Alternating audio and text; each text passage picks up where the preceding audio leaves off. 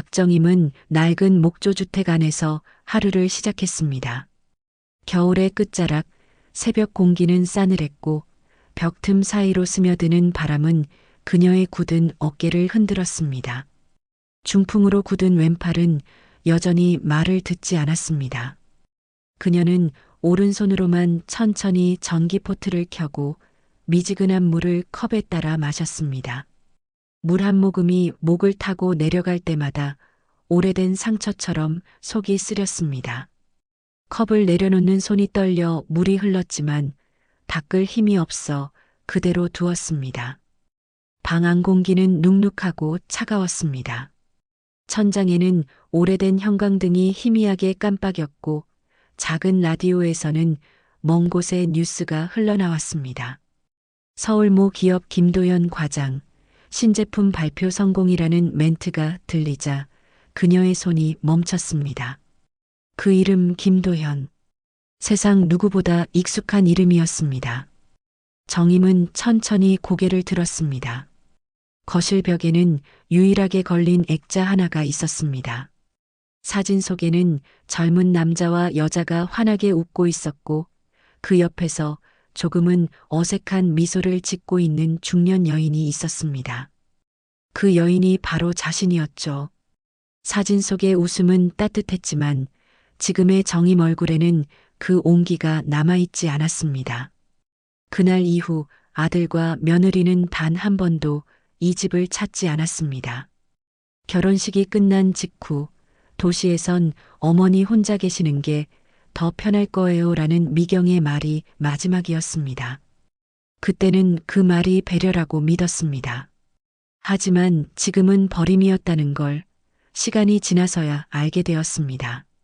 정임은 천천히 숨을 내쉬며 그 사진을 내려다보았습니다. 의자 옆에 쌓인 신문 더미 속에서 우편 봉투 하나가 눈에 들어왔습니다. 병원 진료비 납부 안내라는 문구가 선명했습니다. 그녀는 봉투를 한참 동안 바라보다 마치 힘이 빠진 듯 의자에 주저앉았습니다. 또 밀렸구나. 나지막한 목소리가 허공에 흩어졌습니다. 지난달에도 간호사가 조심스럽게 병원비 이야기를 꺼냈었죠.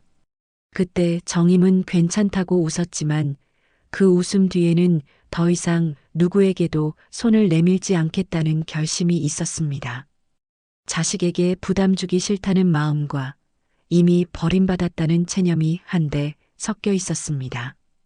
그녀는 낡은 커튼을 젖히며 창밖을 내다보았습니다. 겨울 들판에는 까치 한 마리가 울고 있었습니다. 까치 울음이 예전엔 반가웠습니다. 아들이 집으로 오는 날 언제나 까치가 먼저 찾아왔기 때문이었습니다. 하지만 이제 그 울음은 외로움의 상징이 되었습니다. 정임은 까치 소리를 들으며 조용히 전화기를 꺼냈습니다.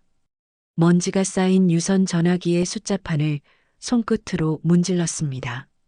번호를 누르려는 손가락이 미세하게 떨렸습니다. 10까지만 누르고 멈췄습니다. 그녀는 수화기를 든 채 한참 동안 아무 말도 하지 않았습니다. 이걸 누르면 뭐가 달라질까? 혼잣말이 허공으로 흘렀습니다. 그녀는 다시 전화기를 내려놓았습니다. 탁자 위에 놓인 전화기 위로 햇빛이 비쳤습니다. 그 빛마저도 이 집에선 낯선 존재였습니다. 정임은 천천히 자리에서 일어나 방 문을 열었습니다. 거실에는 먼지 쌓인 가구와 오래전 멈춘 시계 하나가 있었습니다.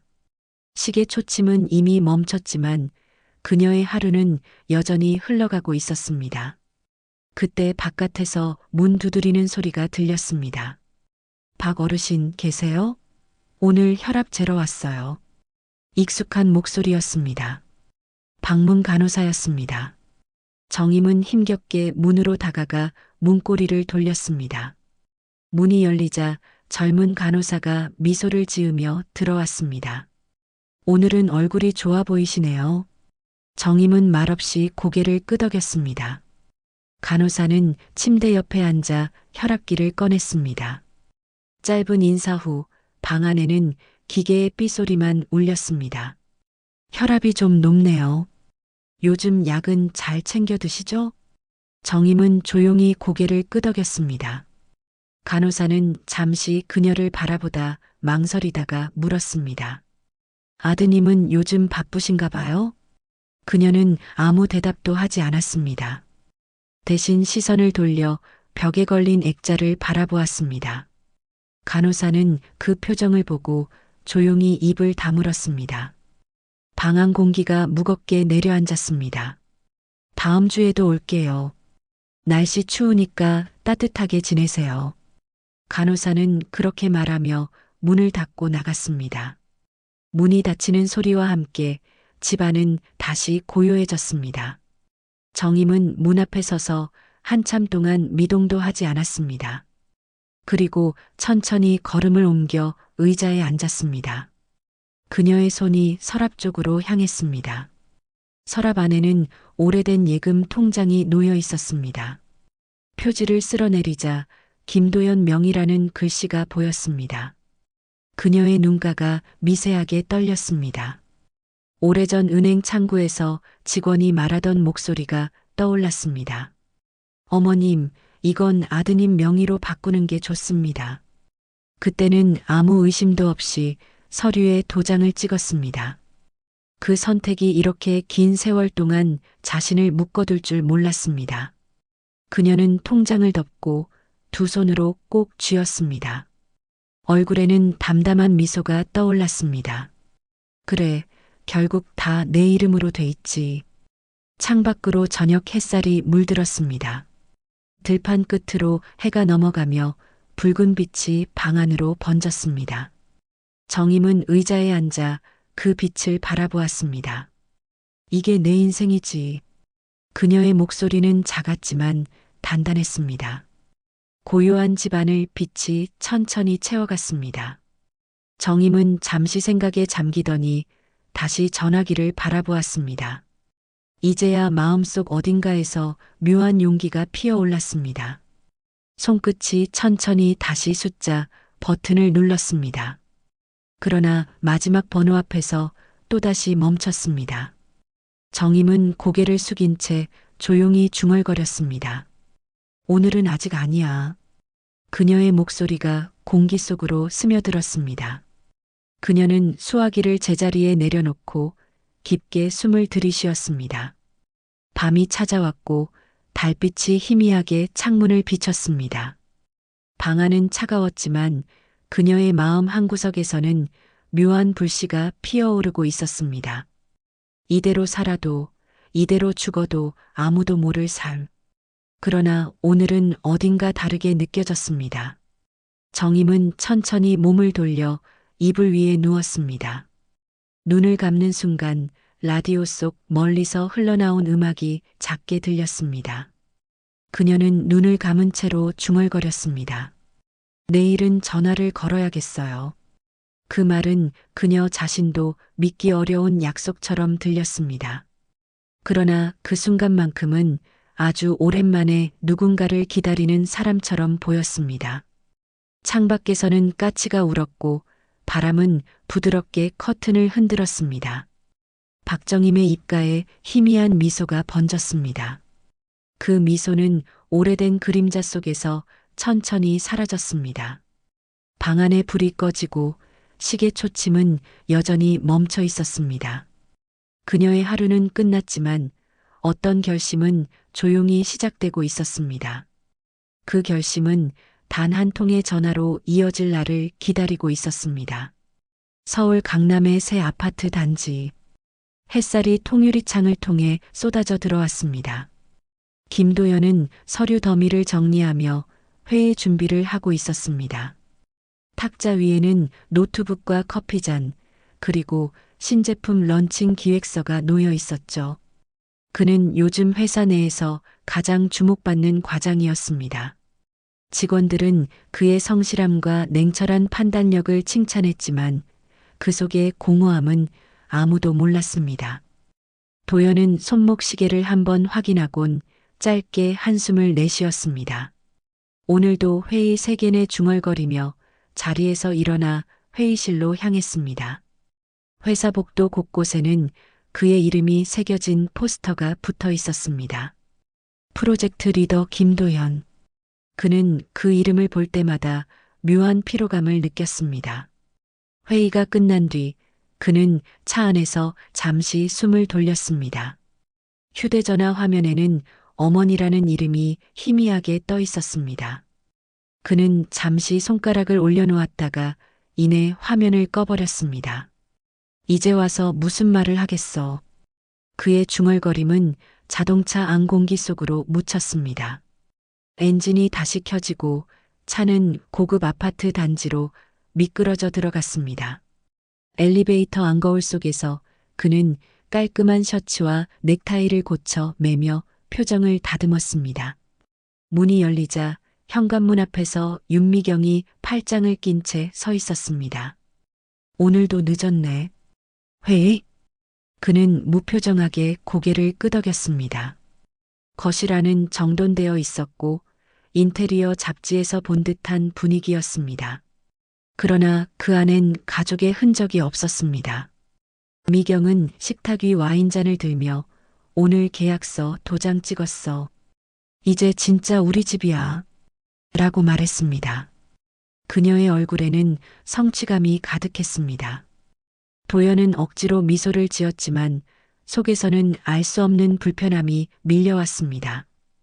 축하해. 그의 짧은 대답에 미경은 의아한 눈빛을 보냈습니다. 축하해? 겨우 그 말이야? 우리 이 집 사려고 얼마나 고생했는데. 그녀의 목소리에는 서운함과 피로가 섞여 있었습니다. 도연은 대답 대신 와인잔을 들어 올렸습니다. 잠시 후 거실 한쪽에서 휴대폰 진동이 울렸습니다. 미경이 화면을 확인하더니 얼굴이 굳었습니다. 박정임 씨라고 어머니 병원에서 왔대. 도연은 잔을 내려놓으며 눈썹을 찌푸렸습니다. 또 병원비 이야기겠지. 그만 좀 했으면 좋겠네. 그는 휴대폰을 가져가더니 통화를 끊어버렸습니다. 당신 너무 냉정한 거 아니야? 냉정? 나 이제 그분한테 해줄 게 없어. 미경은 잠시 말이 막혀 고개를 돌렸습니다. 둘 사이의 공기가 싸늘해졌습니다. 도연은 의자에 기대 앉아 텔레비전을 켰습니다. 화면에서는 뉴스 앵커가 가족 간의 갈등 사례를 다루고 있었습니다. 요즘은 부모 봉양이 선택의 시대죠. 그 말에 도연은 씁쓸하게 웃었습니다. 그는 한때 어머니에게 모든 걸 의지하던 아들이었습니다. 그러나 어머니의 지나친 간섭과 가난했던 시절의 기억이 그를 점점 멀어지게 만들었습니다. 그녀가 남편의 빚을 갚느라 고생하던 시절, 도연은 늘 부끄러워했습니다. 나는 저런 삶을 살지 않겠어. 그 결심이 지금의 성공을 만들었지만 동시에 어머니를 멀리하게 한 이유이기도 했습니다. 그는 채널을 돌리며 말했습니다. 과거는 과거야. 한편 시골 병실에서는 다른 하루가 시작되고 있었습니다. 요양보호사 최수진이 정임의 병실 문을 열었습니다. 박 어르신, 오늘은 좀 어떠세요? 정임은 힘겹게 미소를 지었습니다. 괜찮아요. 요즘은 손이 조금 덜 저리네요. 수진은 의자를 끌어다 정임 옆에 앉았습니다. 도연 씨는 아직 연락이 없죠? 그녀의 말에 정임은 고개를 살짝 떨궜습니다.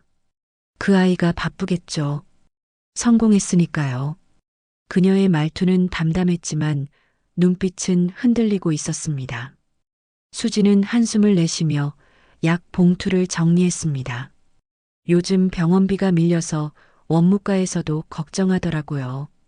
정임은 미소를 지으며 말했습니다. 걱정 마요. 곧 정리할 거예요. 그 대답은 어딘가 단호했습니다. 수지는 순간 불안한 기분이 들었습니다. 무슨 일 하실 생각이세요? 그냥 오래된 걸 정리하려고요. 그녀는 그 말의 의미를 묻지 않았습니다. 정임의 목소리에는 끝맺음 같은 기운이 묻어 있었습니다. 수지는 조용히 고개를 끄덕이고 자리에서 일어섰습니다. 병실을 나서며 수지는 복도 끝에서 멈춰 섰습니다. 뭔가 이상해. 그녀는 직감적으로 불안했습니다. 정임이 그날따라 병실 안을 유난히 정리하고 있었기 때문입니다. 책상 위에는 오래된 봉투와 서류가 깔끔히 정돈되어 있었고 서랍은 모두 비워져 있었습니다. 수지는 잠시 뒤를 돌아봤지만 문틈으로 보이는 정임의 얼굴은 평온했습니다. 그녀는 결국 아무 말도 하지 못하고 병원을 떠났습니다. 정임은 수진이 떠난 뒤 천천히 의자에 앉아 서류를 정리했습니다. 서류 사이에는 예전 가족사진 한 장이 끼워져 있었습니다. 사진 속 도연의 미소를 바라보며 그녀는 손끝을 떨었습니다. 그 시각 도연은 퇴근 후 침대에 누워 있었습니다. 옆에서는 미경이 스마트폰으로 쇼핑몰을 둘러보고 있었습니다. 이번에 명품백 세일하더라. 나도 이제 과장 부인인데 이 정도는 괜찮잖아. 도연은 아무 대답도 하지 않았습니다. 그는 천장을 바라보며 생각에 잠겼습니다. 어머니는 지금 뭘 하고 계실까? 그 생각이 스치자마자 스스로를 다그쳤습니다. 그만 생각해. 이미 다 끝났잖아. 그는 억지로 눈을 감았습니다. 하지만 마음 한편에서는 왠지 모를 불안이 피어오르고 있었습니다. 한참 후 미경이 조용히 물었습니다. 당신 가끔 어머니 꿈꿔? 도연은 고개를 돌렸습니다. 그런 얘기 왜 해? 그냥 오늘 전화 받고 나니까 좀 이상했어. 뭔가 불길한 느낌? 그녀의 말에 도연은 짧게 웃으며 대꾸했습니다. 걱정 마. 그분은 강한 사람이야. 우리 없어도 잘 살아. 그러나 그 말 뒤에는 억눌린 불안이 숨어 있었습니다. 그는 잠을 청했지만 눈꺼풀 아래로 오래된 기억이 밀려왔습니다. 가난한 시절 젖은 손으로 도시락을 싸던 어머니의 모습이 희미하게 떠올랐습니다. 그 기억은 잠시 후 핸드폰 진동음에 묻혔습니다. 도연은 반사적으로 화면을 확인했습니다. 미납 알림 88 요양병원. 그는 곧바로 삭제 버튼을 눌렀습니다. 그 순간 창문 너머로 번쩍이는 번개가 하늘을 가르며 빛났습니다. 그는 잠시 눈을 감았지만 가슴이 묘하게 쿵쿵 뛰었습니다. 그건 죄책감이었습니다. 그러나 그는 그 감정을 끝까지 인정하지 않았습니다. 내일은 더 바쁠 거야. 그는 스스로에게 그렇게 말하며 다시 눈을 감았습니다. 하지만 잠이 오지 않았습니다. 밤이 깊어가고 시골의 박정임 집에도 불이 꺼졌습니다. 그러나 그녀의 마음속에는 여전히 무엇인가 타오르고 있었습니다. 도연이 잊은 가족의 그림자가 그녀의 결심으로 점점 형태를 갖춰가고 있었습니다. 그리고 그 결심은 이제 막 첫걸음을 내딛고 있었습니다.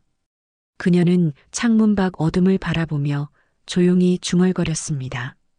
그래, 이제 끝을 내야지. 그 말은 희미했지만 단단했습니다. 멀리서 까치가 울었고 도연의 꿈속에서도 낯선 울음소리가 메아리 쳤습니다.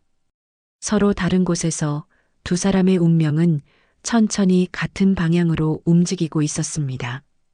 그리고 그것이 전화 한 통으로 이어질 것임을 아직 아무도 몰랐습니다. 다음 날 아침 시골의 박정임 집에는 희미한 안개가 깔려 있었습니다. 겨울이 채 가시지 않은 공기 속에서 흙냄새가 짙게 퍼졌습니다. 정임은 새벽 5시에 눈을 떴습니다. 습관처럼 몸을 일으켜 창문을 열자 싸늘한 바람이 얼굴을 스쳤습니다.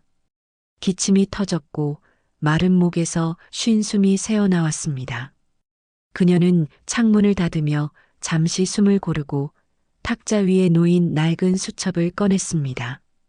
수첩에는 삐뚤빼뚤한 글씨로 숫자와 이름이 적혀 있었습니다. 88 요양병원 원무과 88 복지관 김도현. 마지막 줄의 이름을 바라보는 정임의 시선이 잠시 흔들렸습니다. 그녀는 그 이름을 천천히 손끝으로 눌러보며 속으로 중얼거렸습니다. 이제 그만두어야지. 그애도 나도. 오전이 되자 정임은 코트를 걸치고 집을 나섰습니다. 버스 정류장까지 가는 길은 여전히 비탈졌고 눈이 녹지 않은 진흙이 발에 묻었습니다. 그녀는 몇 번이나 숨을 고르며 버스에 올랐습니다. 버스 안에는 마을 사람 서너 명이 타고 있었습니다. 그중 한 명, 이장은 그녀를 보자 반갑게 인사했습니다. 박 여사, 오랜만이네요. 병원 가요? 네, 잠깐 볼 일이 있어서요. 정임은 짧게 대답하며 미소를 지었습니다. 하지만 그 웃음은 오래 머물지 못했습니다. 그녀의 눈빛은 어딘가 결심한 사람의 그것이었습니다. 이장은 몇 마디 더 말을 걸다 문득 물었습니다. 그 아드님은 요즘도 잘 지내죠? 그 말에 정임은 순간 손을 움찔했습니다. 예, 바쁘게 잘 지내겠죠. 그녀의 대답은 끝이 잘리지 않은 한숨처럼 흘렀습니다. 이장은 미안한 듯 고개를 돌렸고 버스 안은 다시 조용해졌습니다. 창문 밖으로 산 능선이 흐릿하게 스쳐갔습니다. 정임은 눈을 감은 채 조용히 손가락을 꼽았습니다. 버스가 멈출 때마다 그녀의 손끝은 조금씩 굳어갔습니다. 그녀의 머릿속에서는 이미 오래된 계획이 움직이기 시작했습니다. 정임이 도착한 곳은 읍내 변호사 사무실이었습니다. 낡은 간판이 걸린 그곳엔 아직 불이 켜져 있지 않았습니다. 그녀는 문 앞 벤치에 앉아 기다렸습니다. 잠시 후 젊은 여직원이 문을 열며 인사했습니다. 안녕하세요, 어르신. 어떤 일로 오셨어요? 정임은 봉투를 꺼내 보여주었습니다. 이걸 처리하려고요. 제 재산을 기부하고 싶어요. 직원의 표정이 놀라움으로 변했습니다. 혹시 상속 절차 관련이신가요? 정임은 조용히 고개를 끄덕였습니다. 그녀는 천천히 설명했습니다. 제가 가진 건 많지 않아요. 집 하나랑 통장 몇 개. 근데 제 이름이 아니라 아들 이름으로 되어 있어요. 직원은 서류를 넘기며 고개를 끄덕였습니다. 그럼 위임장과 유언장을 동시에 작성하셔야 해요. 복지관으로 기부하시겠다는 거죠? 네. 그게 맞아요. 정임의 목소리는 단단했습니다. 직원은 그녀의 신분증을 확인하고 관련 서류를 꺼냈습니다. 정임은 펜을 들어 서명을 하기 전에 잠시 멈췄습니다. 손끝이 떨렸지만 눈빛은 흔들리지 않았습니다. 이게 끝나면 마음이 좀 편해질까요? 직원은 잠시 머뭇거리다 말했습니다. 후회하지 않으실 거예요. 좋은 일 하시는 거잖아요. 정임은 미소를 지으며 펜을 눌렀습니다. 잉크가 종이 위를 따라 천천히 번졌습니다. 그녀는 이름을 다 쓰고 나서 손등으로 땀을 닦았습니다. 오래 걸렸던 일들이 이제야 정리되는 느낌이었습니다. 서류를 정리하던 직원이 물었습니다. 가족분들께는 말씀드렸나요?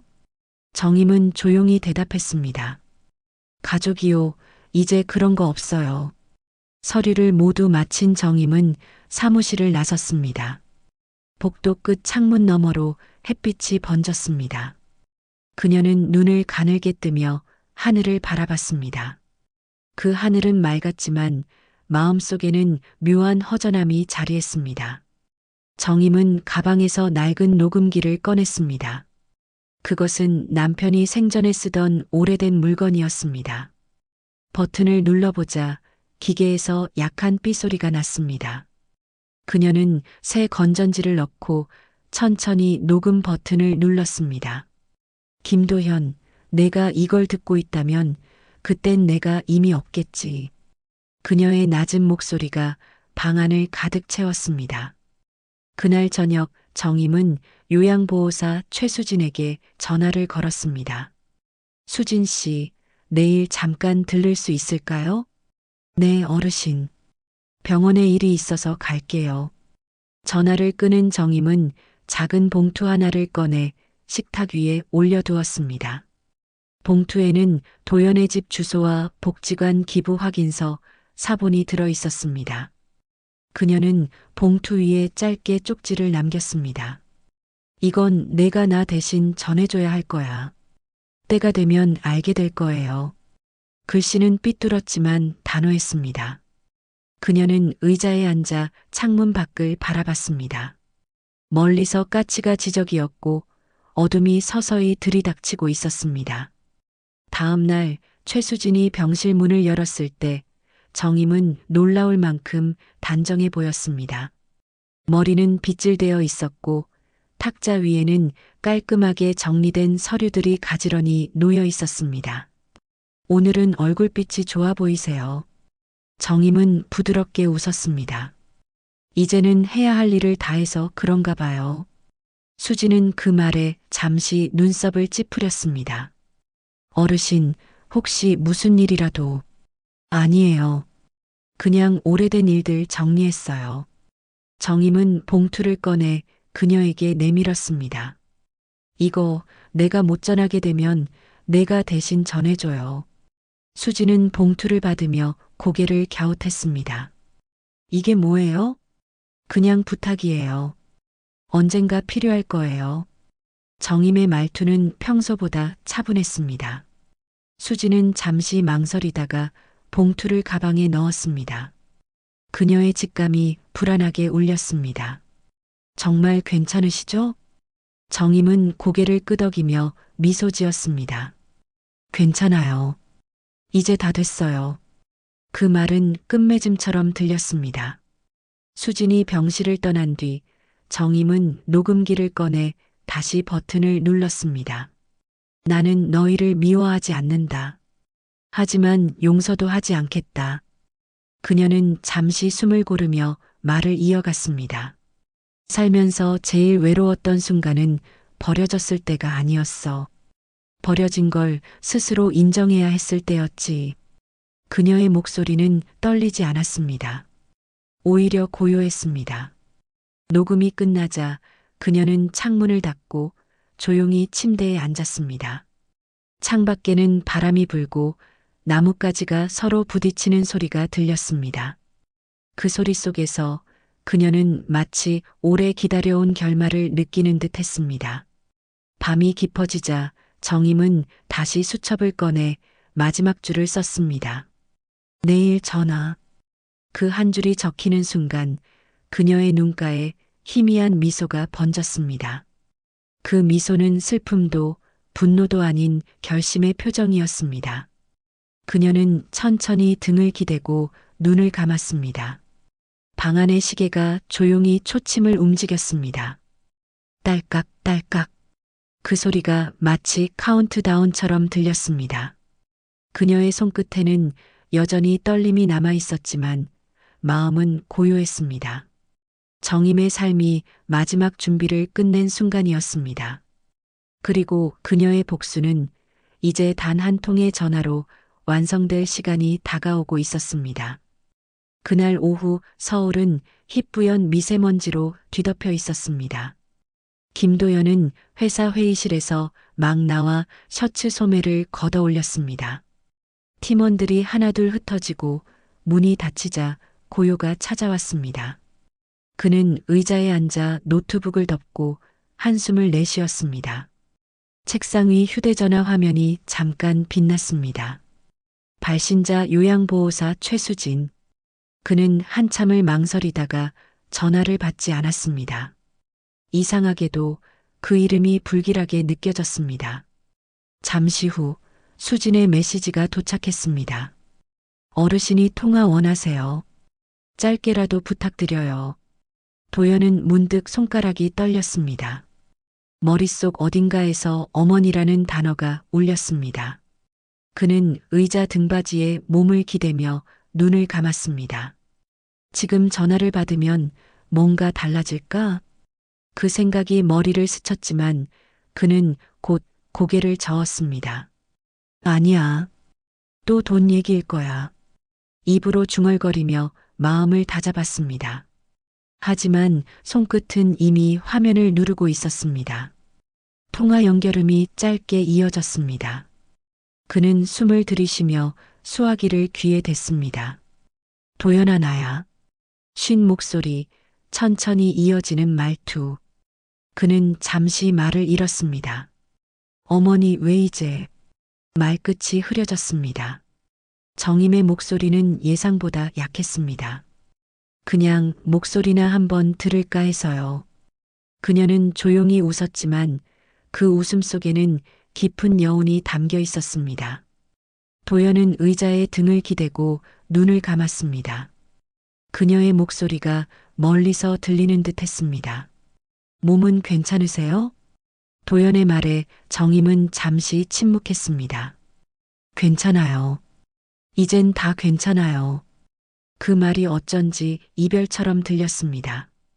그는 가슴이 답답해졌습니다. 병원비는 걱정하지 마세요. 제가 정리해 볼게요. 그럴 필요 없어요. 정임은 단호하게 말했습니다. 이젠 모든 게 끝났으니까. 그녀의 목소리는 담담했지만 이상하리만큼 차분했습니다. 어머니, 무슨 말씀하시는 거예요? 도연은 자리에서 일어나 걸음을 멈췄습니다. 사무실 복도 끝 창문으로 햇빛이 스며들고 있었습니다. 정임은 짧게 숨을 고르더니 말했습니다. 도연아, 사람은 다 자기 몫의 외로움을 가지고 살아가요. 그걸 피하려고 하면 결국 더 외로워지죠. 그녀의 말은 잔잔했지만 도연의 가슴을 묘하게 파고들었습니다. 어머니, 그런 말씀 그만하세요. 괜찮아요. 그냥 고마웠다고 말하고 싶었어요. 그녀는 그렇게 마지막 인사를 남겼습니다. 도연은 아무 말도 할 수 없었습니다. 수화기 너머로 들리는 숨소리, 그리고 조용한 정적. 그 정적이 너무 길어 불안했습니다. 어머니, 어머니, 들리세요? 그러나 대답은 돌아오지 않았습니다. 그는 허겁지겁 전화를 붙잡은 채 다시 소리쳤습니다. 어머니. 그때 짧은 삐소리가 들렸습니다. 통화가 끊긴 것이었습니다. 도연은 멍하니 전화기를 쳐다봤습니다. 그때 거실로 들어온 미경이 그의 표정을 보고 놀랐습니다. 왜 그래? 누구야? 어머니야. 그의 목소리는 낮고 떨렸습니다. 갑자기 전화를 하셨는데 뭔가 이상했어. 미경은 불안한 듯 휴대폰을 빼앗아 통화 기록을 확인했습니다. 설마 무슨 일 있는 거 아니야? 그녀의 말에 도연은 잠시 말이 막혔습니다. 설마. 그는 자리에서 벌떡 일어났습니다. 그날 밤 병원으로 전화가 걸려왔습니다. 최수진이 울먹이는 목소리로 말했습니다. 도연 씨, 어르신이 방금 돌아가셨어요. 순간 도연의 머릿속이 하얘졌습니다. 수화기 너머로 들리는 울음소리와 기계음이 뒤섞였습니다. 무슨 말씀이세요? 몇 시간 전까지만 해도 그 통화가 마지막이었어요. 수지는 울음을 참으며 말했다. 그분 마지막까지 당신 이름을 부르셨어요. 그 말이 끝나자 도연은 그대로 바닥에 주저앉았습니다. 다음 날 새벽 그는 병원으로 달려갔습니다. 복도 끝 병실 문이 열리자 하얀 시트 위에 어머니가 눈에 들어왔습니다. 정임은 평온한 얼굴로 누워 있었습니다. 마치 잠들어 있는 사람 같았습니다. 도연은 그녀 곁에 다가가 떨리는 손으로 시트를 잡았습니다. 어머니, 입술에서 새어나온 목소리는 거의 들리지 않았습니다. 그의 시선이 침대 옆 탁자로 향했습니다. 그 위에는 작은 녹음기와 봉투 하나가 놓여 있었습니다. 봉투 위에는 김도연에게라고 적혀 있었습니다. 그는 봉투를 열었습니다. 안에는 유원장 사본과 복지관 명의의 기부 확인서가 들어 있었습니다. 그리고 짧은 메모 한 장. 내 마지막 전화가 너에게 닿았기를 바란다. 그의 손끝이 굳었습니다. 그는 녹음기를 바라보았습니다. 손이 떨렸지만 천천히 재생 버튼을 눌렀습니다. 도연아, 나야. 혹시 이걸 듣는다면 내가 없는 거겠지. 어머니의 목소리가 병실을 가득 채웠습니다. 그 순간 도연의 눈물이 터졌습니다. 엄마가 너한테 기대던 날들이 있었어. 그런데 이제는 내가 너를 놓아줘야겠더라. 정임의 목소리는 차분하고 조용했습니다. 사람은 자기 길을 가야 해. 넌 나보다 훨씬 멀리 가야 하니까. 녹음은 잠시 멈췄다가 마지막으로 한마디가 이어졌습니다. 나를 버린 건 괜찮아. 대신 내가 스스로를 버리지 말아라. 기계음이 딸깍하고 멈추는 순간 도연은 고개를 떨궜습니다. 눈물이 땅에 떨어졌습니다. 그 소리가 병실의 정적에 흡수되어 사라졌습니다. 그는 한참 동안 움직이지 못했습니다. 복도 밖에서 간호사들이 속삭이는 소리가 들렸습니다. 수진이 문가에 서서 눈물을 닦고 있었습니다. 그녀는 도연에게 다가와 조심스럽게 말했다. 어르신께서 마지막으로 부탁하셨어요. 내가 가고 나면 아들이 나를 찾아올 거다. 그때 이걸 전해줘라. 그녀는 또 다른 봉투를 내밀었습니다. 그 안에는 어머니가 쓴 짧은 편지가 있었습니다. 이제야 내가 내 목소리를 들었구나. 고맙다. 도연은 그 종이를 품에 꼭 끌어안았습니다. 병실 창밖으로 새벽 햇살이 천천히 번졌습니다. 회색빛 도시의 아침이 시작되고 있었습니다. 도연은 그 빛을 바라보며 속으로 말했다. 어머니, 이제야 들었어요. 당신 목소리. 그의 입술이 떨렸습니다. 그 순간 병실에 설치된 스피커에서 어머니의 녹음된 메시지가 흘러나왔습니다. 너희가 나를 버렸듯 나도 너희를 버린다.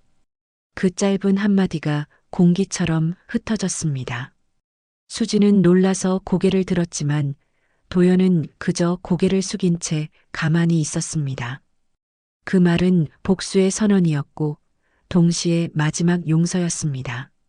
몇 분 후 도연은 조용히 병실을 나섰습니다. 밖으로 나오는 순간 차가운 공기가 얼굴을 스쳤습니다. 그는 주먹을 쥐고 하늘을 올려다봤습니다. 흐릿한 하늘 위에서 까치가 한 마리 울고 있었습니다. 그 울음소리가 어딘가 익숙했습니다. 그는 잠시 그 자리에 서서 귀를 기울였습니다.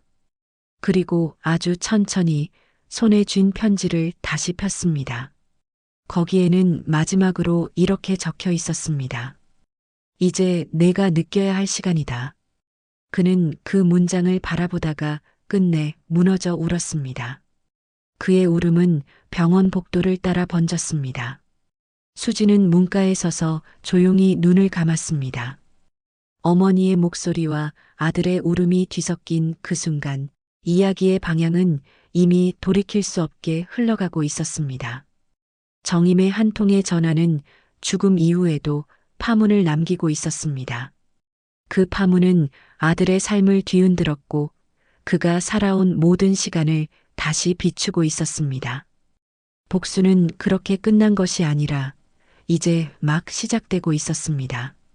그리고 도연은 아직 그 사실을 알지 못한 채 어머니의 이름을 불렀습니다.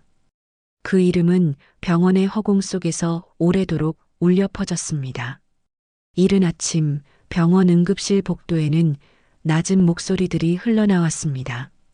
박정임의 시신은 이미 장례 절차를 기다리는 안치실로 옮겨져 있었고 그 곁에 앉은 김도연은 아직도 눈을 붉힌 채 말이 없었습니다. 밤새도록 그는 병실을 떠나지 못했고 녹음기의 재생 버튼을 수십 번이나 눌렀습니다. 녹음 속 어머니의 목소리는 매번 같았지만 들을 때마다 가슴을 파고들었습니다. 나를 버린 건 괜찮다. 대신 내가 스스로를 버리지 말아라. 그 말은 계속 귓가에 맴돌며 죄책감으로 변했습니다.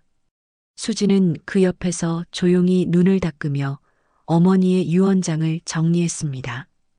도연 씨 복지관에서 연락이 왔어요. 유언이 공식적으로 접수됐대요. 그녀의 목소리에 도연은 천천히 고개를 들었습니다. 기부요? 그의 목소리는 낮고 거칠었습니다. 네. 어르신이 모든 재산을 복지관에 기부하셨대요. 집도, 통장도, 남은 보험금도요. 수지는 조심스럽게 말을 이었습니다. 언론에서도 알아서 기사로 나갈 거예요. 억대 자산을 사회에 기부한 시골 노인 그런 제목으로. 그 말이 끝나자 도연의 눈빛이 흔들렸습니다. 그럼 그 모든 게 내 이름으로 된 것도다? 네. 그분이 직접 명의 변경 서류까지 작성해 두셨어요. 도연은 자리에서 벌떡 일어나 복도를 걸어갔습니다. 어디론가 향했지만 발걸음은 불안하게 흔들렸습니다. 복도 끝 창문에서 빛이 쏟아졌고 그는 눈을 가늘게 떴습니다. 이게 복수였구나. 그가 중얼거린 말은 허공 속에서 사라졌습니다. 손끝이 떨렸습니다. 그는 머리를 감싸쥐며 벽에 기대었습니다. 평생 어머니를 외면한 자신이 결국 마지막까지 어머니의 선택을 받지 못했다는 사실이 그의 자존심보다 더 깊은 상처로 남았습니다. 그는 복도 끝 의자에 주저앉아 한참을 멍하니 있었습니다. 잠시 후 휴대폰이 울렸습니다. 발신자는 회사 인사팀. 김 과장님, 긴급하게 확인해야 할 사항이 있습니다. 그는 귀를 기울였고 이어진 말에 얼굴이 굳었습니다. 최근 내부 감찰 과정에서 자금 유용 정황이 발견됐습니다. 팀장님 명의 계좌로 일부 금액이 이동된 기록이 있습니다. 도연은 숨을 들이쉬었습니다. 그건 시스템 오류일 겁니다. 조사 협조 요청서가 오늘 본사로 발송됩니다. 통화가 끝나자 그는 그대로 휴대폰을 내려놓았습니다. 그는 머리를 감싸며 눈을 감았습니다. 왜 지금 이런 일이? 그의 목소리는 절박했습니다. 병원 창문 밖에서는 햇빛이 쏟아지고 있었지만 그에게는 아무것도 보이지 않았습니다.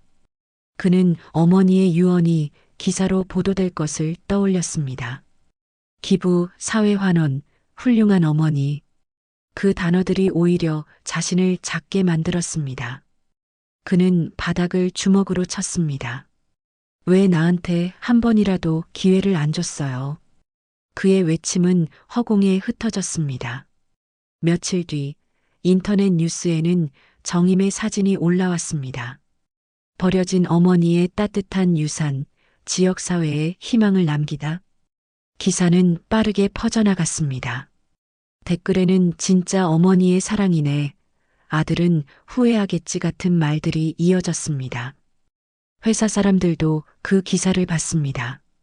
복도 끝에서 그를 바라보는 시선들이 무겁게 느껴졌습니다. 김 과장님, 그분이 어머니셨죠? 누군가 묻는 말에 도연은 아무 대답도 하지 못했습니다. 그의 입술은 말라붙었고 가슴은 서서히 무너지고 있었습니다.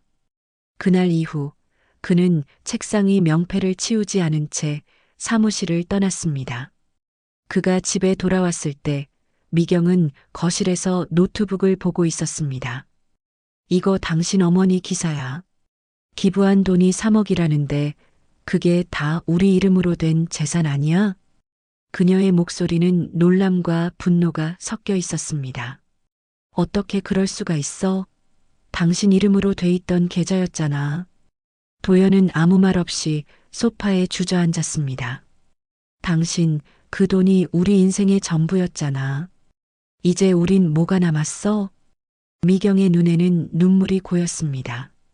그러나 도연은 여전히 아무 말도 하지 않았습니다. 그의 시선은 허공에 고정되어 있었습니다. 말 좀 해봐, 제발. 미경이 소리쳤지만 그는 반응하지 않았습니다. 그녀는 분노에 못 이겨 테이블 위에 신문을 집어 던졌습니다.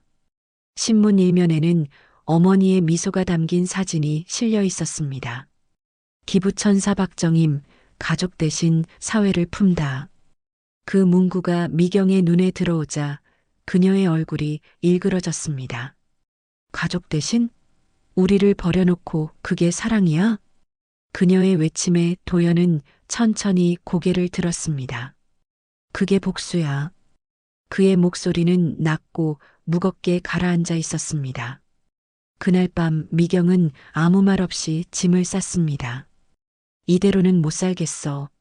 내가 원하던 인생은 이런 게 아니야. 도연은 그녀를 막지 않았습니다. 문이 닫히는 소리와 함께 집안은 텅 빈 공간이 되었습니다. 그는 거실 불을 끄고 창문 쪽으로 걸어갔습니다. 밤하늘은 흐렸고 도시의 불빛이 희미하게 번지고 있었습니다. 테이블 위에는 여전히 어머니의 유언장이 놓여 있었습니다. 그는 그 종이를 다시 펼쳤습니다. 글씨는 흔들렸지만 한 줄 한 줄이 마음을 파고들었습니다. 내가 가진 건 미움이 아니야. 그저 마지막으로 너를 기억하고 싶었을 뿐이다. 그 문장을 읽는 순간 도연의 눈가에서 눈물이 흘렀습니다. 그는 창문을 열었습니다. 차가운 밤바람이 방 안으로 밀려왔습니다. 바람 소리 사이로 어머니의 목소리가 다시 들리는 듯 했습니다. 사람은 자기가 버린 걸 다시 만나게 되어 있단다. 그는 두 손으로 얼굴을 감쌌습니다. 그 말이 진실처럼 느껴졌습니다. 그리고 처음으로 그는 자신의 인생이 잘못된 방향으로 달려왔다는 걸 깨달았습니다. 며칠 후 도연은 어머니의 기부식에 참석했습니다. 복지관 강당에는 기자들과 봉사자들이 모여 있었습니다. 단상에는 박정희 어르신 추모 및 기부 감사식이라는 현수막이 걸려 있었습니다. 관장에게서 감사패가 전달되는 순간 그는 조용히 고개를 숙였습니다. 사람들은 훌륭한 분이셨네요 라며 박수를 보냈습니다. 그의 귀에는 그 박수 소리가 점점 멀게 느껴졌습니다. 눈을 들어 현판을 바라보니 박정임 기부기금 어머니의 이름으로 그 문구가 눈부시게 빛나고 있었습니다. 그는 자리에서 일어나 현판 앞에 섰습니다. 손끝이 미세하게 떨렸습니다. 그는 천천히 속삭였습니다. 어머니, 이제야 알겠어요. 이게 당신의 방식이었군요. 그의 눈에서는 또다시 눈물이 흘렀습니다. 기자들의 카메라 플래시가 터졌지만 그는 개의치 않았습니다. 그 순간 복지관 천장 스피커에서 잔잔한 음성이 흘러나왔습니다. 가족이란 피로 이어진 게 아니라 마음으로 남는 거야. 그 목소리는 어머니의 것이었습니다. 강당 안이 조용해졌습니다.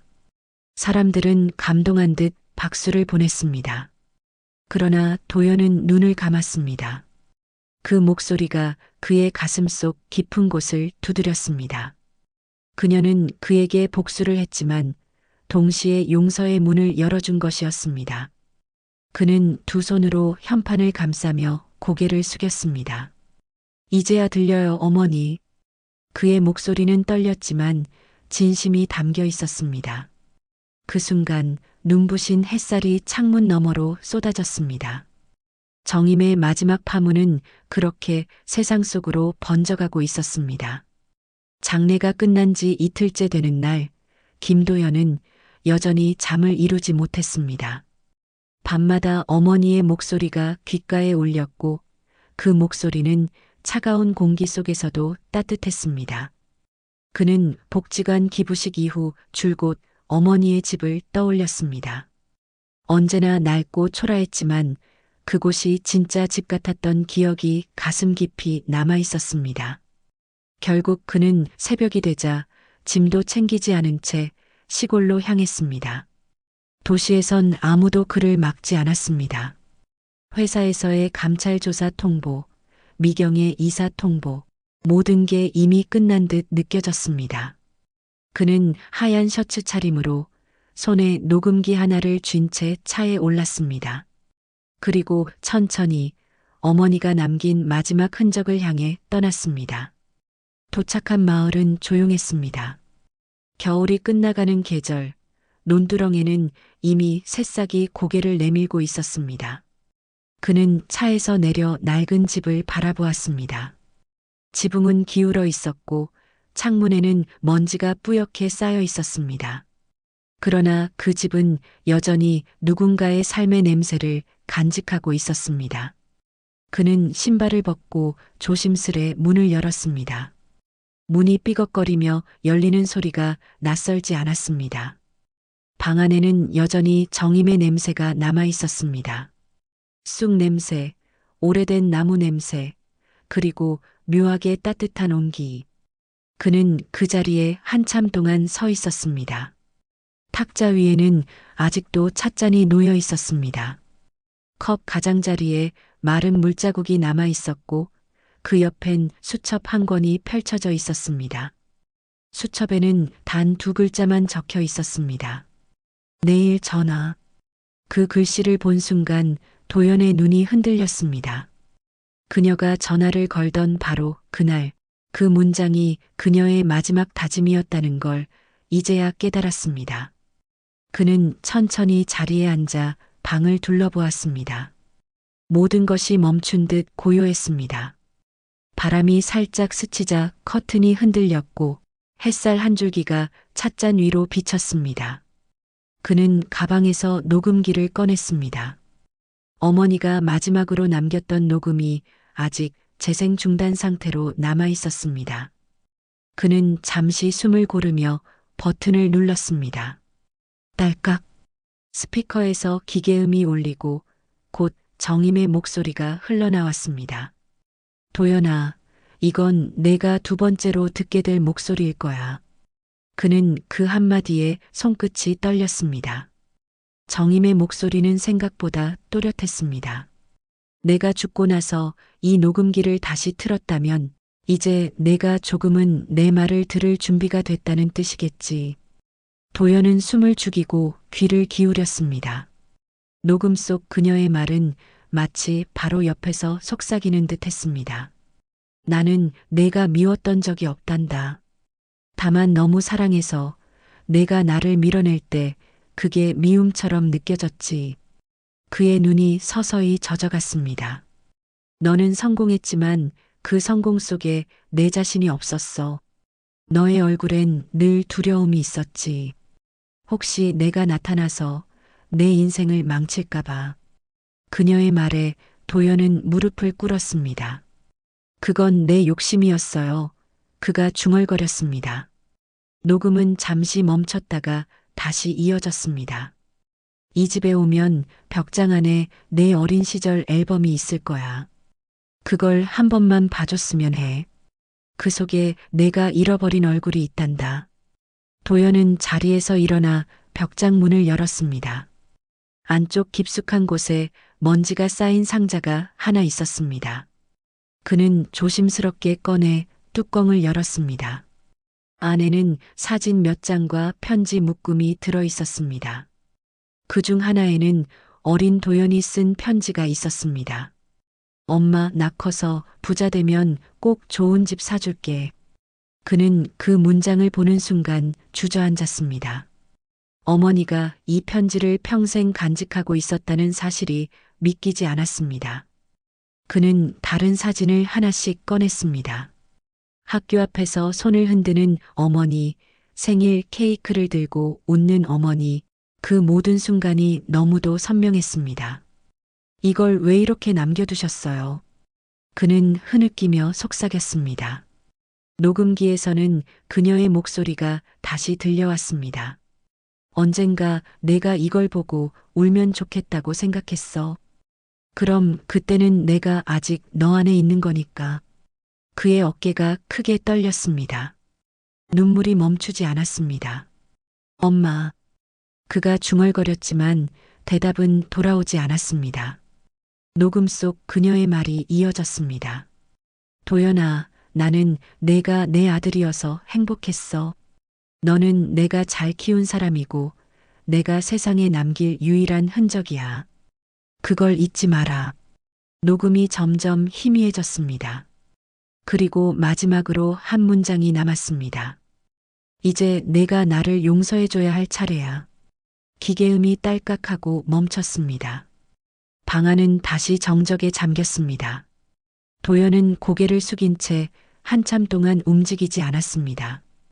그의 손에는 사진 한 장이 들려 있었습니다. 그 사진 속 어린 자신이 어머니 품에 안겨 있었습니다. 그는 그 사진을 가슴에 꼭 안았습니다. 이제야 알겠어요, 엄마. 그의 목소리는 낮고 떨렸습니다. 그는 창문을 열고 밖을 내다보았습니다.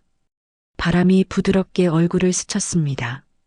그 바람 속에는 어머니의 냄새가 남아있는 듯 했습니다. 멀리서 까치 울음이 들려왔습니다. 그는 그 소리를 들으며 천천히 숨을 내쉬었습니다. 마음속에 묵직하게 쌓였던 돌덩이가 조금은 가벼워지는 느낌이었습니다.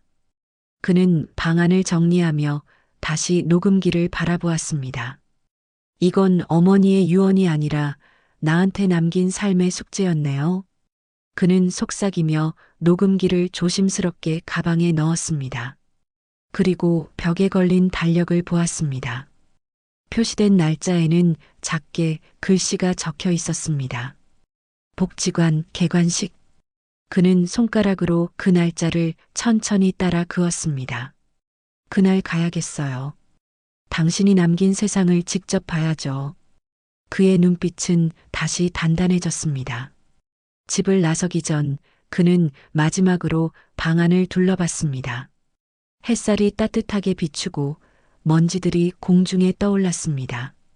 그 순간 그는 마치 어머니가 곁에 있는 듯한 기분을 느꼈습니다. 문을 닫으며 그는 조용히 중얼거렸습니다.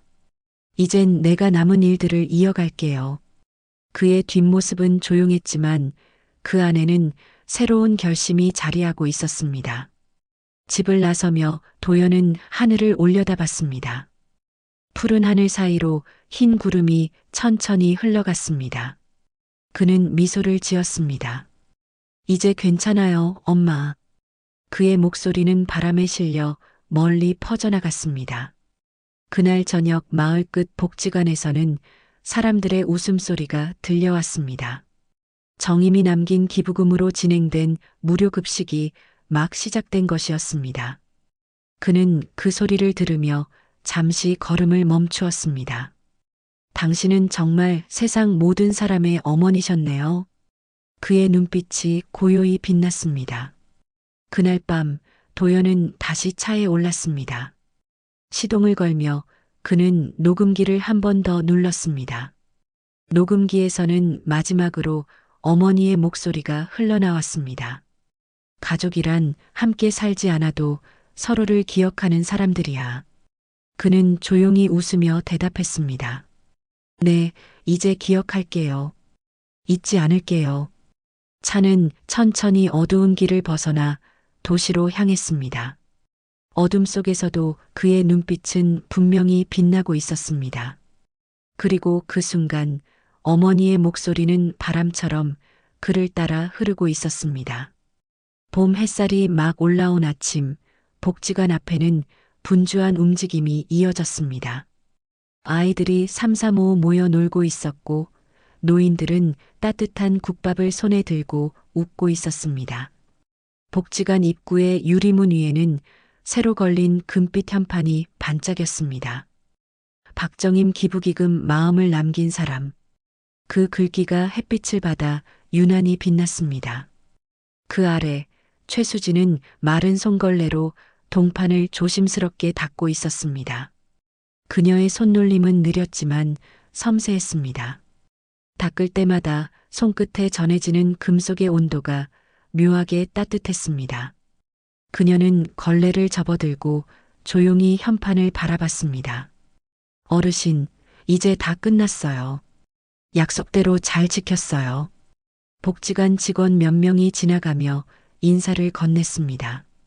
최 선생님, 오늘도 일찍 나오셨네요. 수지는 고개를 숙이며 웃었습니다. 그냥 마음이 그래서요. 그녀는 다시 걸레를 들고 구석에 남은 먼지를 닦았습니다. 그 순간 한 노인이 다가왔습니다. 흰 머리에 굽은 허리를 가진 그 노인은 낯익은 듯한 눈빛을 띠고 있었습니다. 그분이 결국 가족을 용서했을까요? 그의 물음은 마치 오래된 의문처럼 조심스러웠습니다. 수지는 잠시 고개를 들어 하늘을 바라봤습니다. 그리고 천천히 대답했습니다. 아마 스스로를 먼저 용서하신 것 같아요. 그녀의 말은 부드러웠습니다. 노인은 미소를 짓고 고개를 끄덕였습니다. 그런 분이셨지요. 남을 원망하는 대신 자기 마음을 정리하는 법을 아셨던 분. 그는 잠시 현판을 바라보다 조용히 복지관 안으로 들어갔습니다. 수지는 그를 배웅하며 걸레를 접었습니다. 그녀는 문득 어깨를 쓸어내리며 깊은 숨을 내쉬었습니다. 정임 어르신, 이제 정말로 평안하시겠죠? 그녀의 속삭임이 공기 속에 흩어졌습니다. 그 시각 도시의 외곽도로 위를 한 남자가 걷고 있었습니다. 김도현이었습니다. 그는 한 손에 녹음기를 쥔 채 복지관 방향으로 걸음을 옮기고 있었습니다. 양복은 구겨졌고 신발에는 흙먼지가 묻어 있었습니다. 하지만 그의 표정에는 이상한 평온이 깃들어 있었습니다. 며칠 전까지만 해도 얼굴 가득 분노와 후회가 뒤섞여 있었지만 이제는 어머니의 목소리를 들은 사람의 얼굴이었습니다. 그는 걸음을 멈추고 복지관 입구를 바라봤습니다. 유리문 너머로 아이들이 웃는 모습이 보였습니다. 그 웃음소리가 어머니의 미소처럼 느껴졌습니다. 수진이 그를 발견하고 놀란 표정으로 다가왔습니다. 도연 씨 오셨네요. 그는 잠시 말을 잇지 못하다가 조용히 고개를 숙였습니다. 오늘은 꼭 와야 할 것 같았어요. 잘하셨어요. 어르신이 기뻐하실 거예요. 수지는 따뜻한 미소를 지으며 현관문을 열었습니다.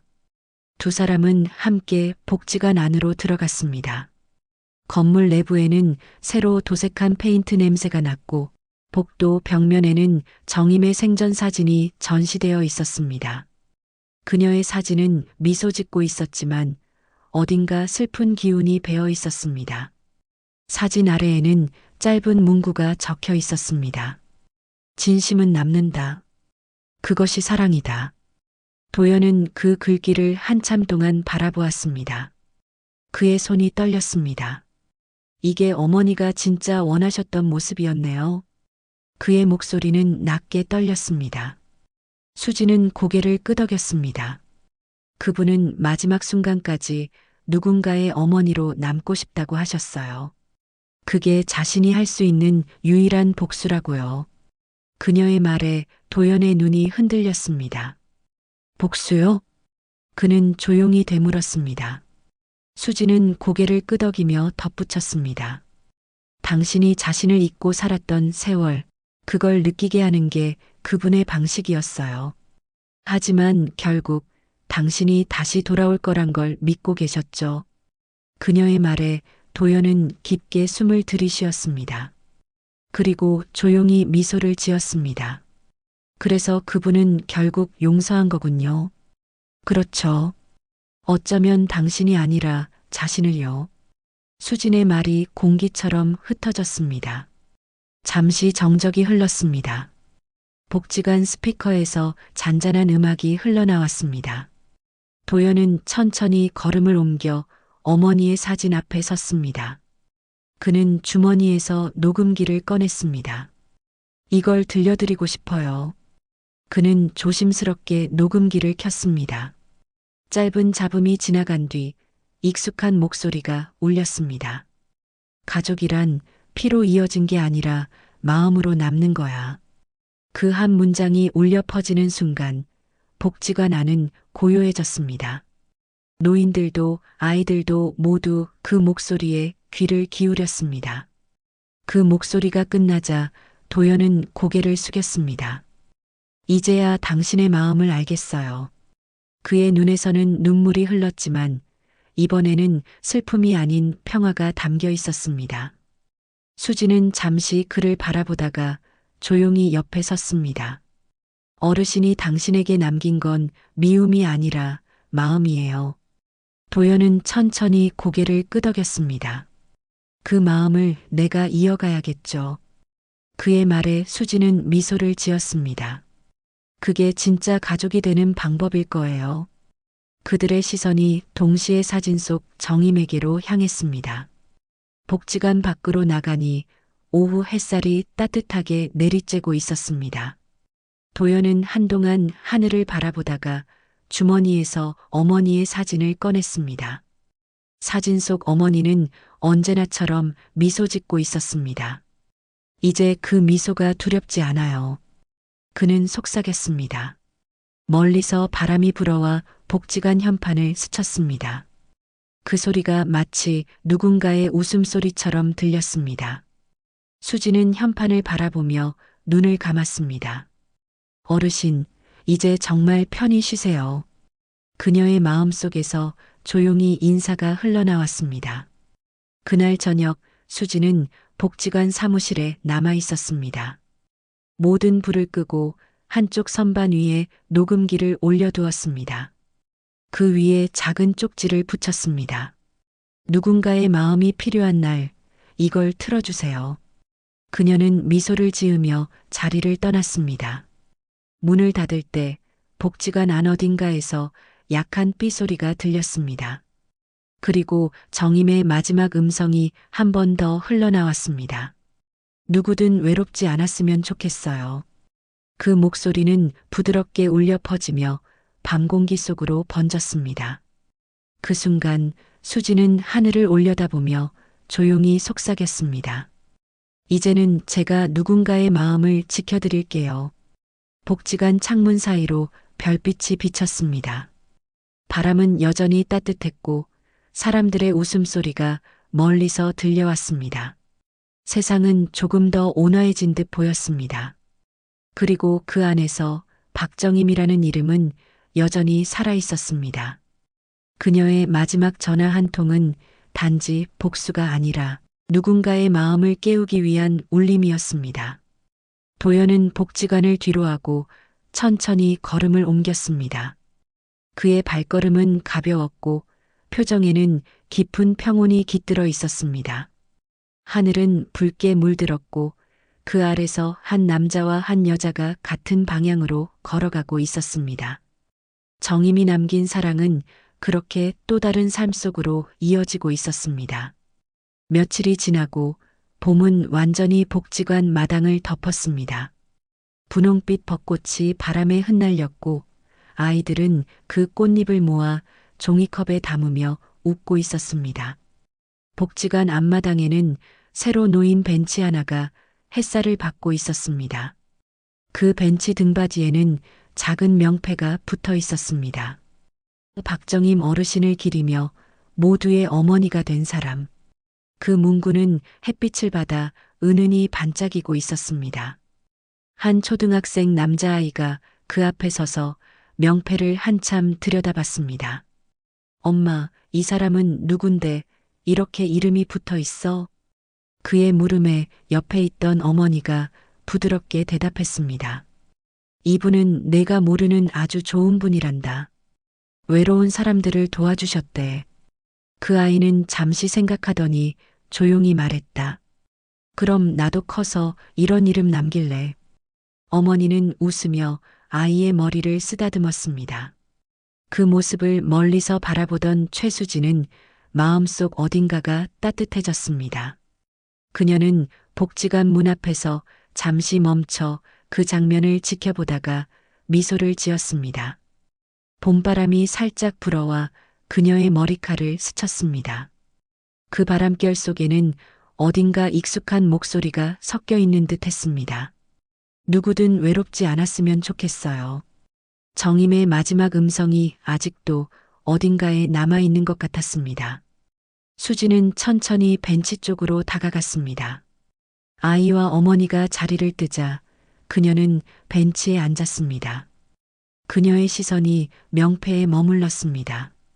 어르신, 이제 정말 모두가 당신을 기억해요. 그녀는 조용히 중얼거렸습니다. 복지관 마당 저편에서는 자원봉사자들이 점심을 나누어 주고 있었습니다. 따뜻한 국 냄새와 밥 냄새가 공기 중에 섞여 퍼졌습니다. 수지는 하늘을 올려다봤습니다. 구름 사이로 햇살이 쏟아져 내려왔습니다. 그 빛이 벤치 위 명패를 비추며 반짝였습니다. 그녀는 눈을 감고 그 빛을 온몸으로 느꼈습니다. 그때 멀리서 걸어오는 한 남자가 있었습니다. 김도현이었습니다.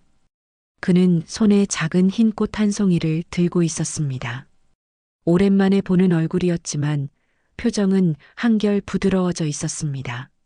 수지는 조용히 일어나 그를 맞았습니다. 오셨네요. 이제야 올 수 있었어요. 그의 목소리는 낮았지만 담담했습니다. 그는 벤치 앞에 서서 명패를 바라봤습니다. 손에 든 꽃을 조심스럽게 내려놓았습니다. 이제야 어머니가 왜 그랬는지 조금은 알겠어요. 그의 말에 수지는 고개를 끄덕였습니다. 그분은 당신이 후회하기를 원하신 게 아니라 기억하길 바라셨죠. 도연은 조용히 웃었습니다. 그렇네요. 어머니는 늘 그런 분이었어요. 말보다 행동으로 가르치던 사람.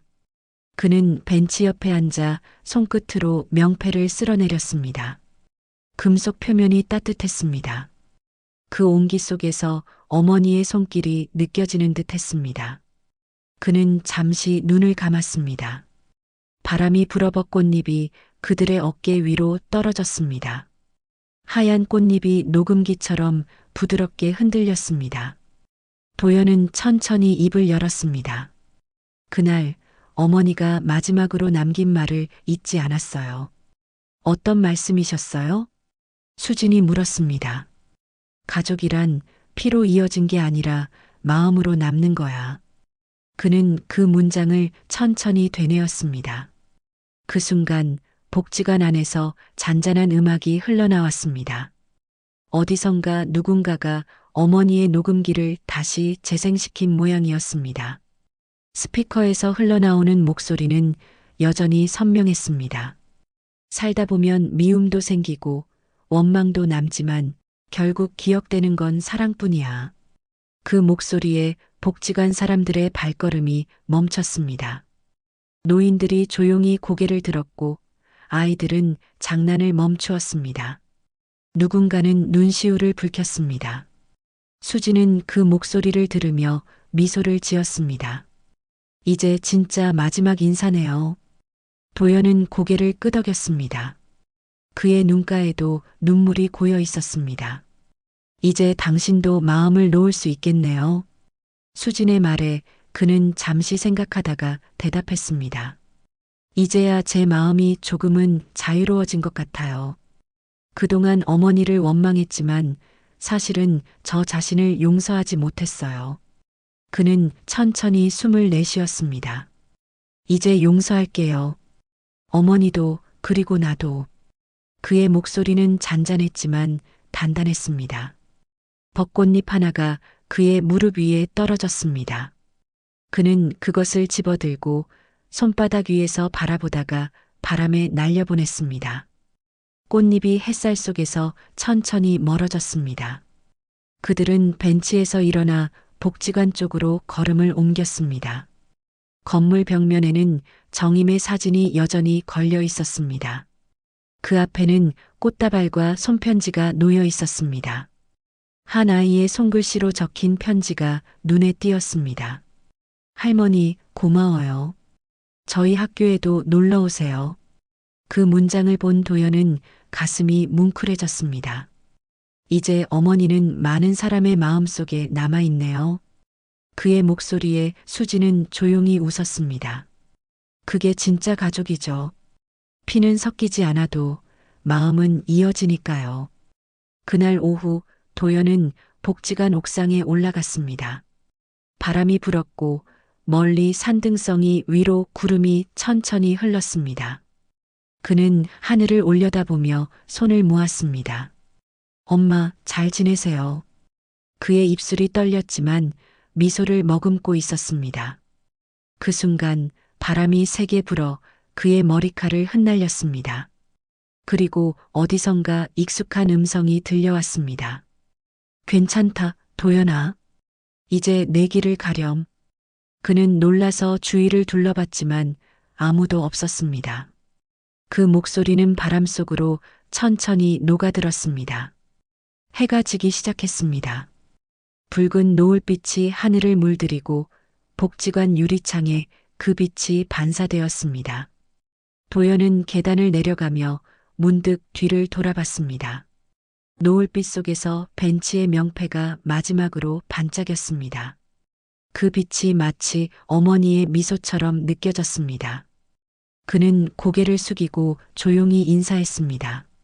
잘 다녀올게요, 어머니. 그리고 천천히 발걸음을 옮겼습니다. 복지관 문이 닫히자 바람이 한 번 더 불어벗 꽃잎을 흩날렸습니다. 그 속에서 어머니의 목소리가 마지막으로 들렸습니다. 가족이란 피로 이어진 게 아니라 마음으로 남는 거야. 그 음성은 점점 희미해졌지만 여운은 오래 남았습니다.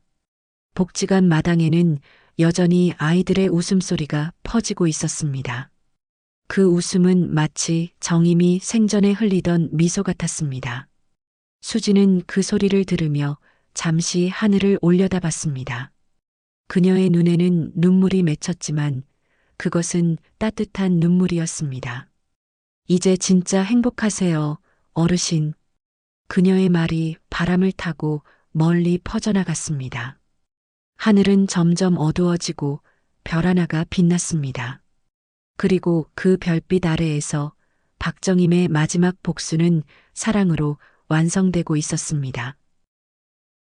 한 통의 전화로 시작된 한 어머니의 마지막 복수, 그 복수는 결국 미움이 아니라 사랑을 남겼습니다. 가족이란 피로 이어진 존재가 아니라 끝까지 마음으로 서로를 기억하는 사람들이 아닐까요? 잠시 영상이 멈추며 화면에는 벚꽃이 흩날리는 복지관 풍경이 비칩니다. 그 위로 부드럽게 내레이션이 이어집니다. 누군가의 목소리를 끝내 듣지 못한 채 살아가고 있다면 오늘이 그 사람에게 전화를 걸 수 있는 마지막 날일지도 모릅니다. 카메라가 천천히 하늘을 비추며 정임의 마지막 음성이 다시 흐릅니다.